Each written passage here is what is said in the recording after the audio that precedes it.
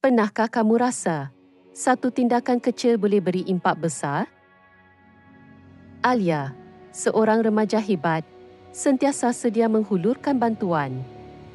Hatinya tulus, tak pernah berkira dengan rakan. Dia sentiasa mengamalkan nilai baik hati. Suatu hari, Amir terlupa bekal. Perutnya berkeroncong. Alia tanpa fikir panjang, terus kongsi makanannya. Senyuman Amir mekar. Hati Alia berbunga.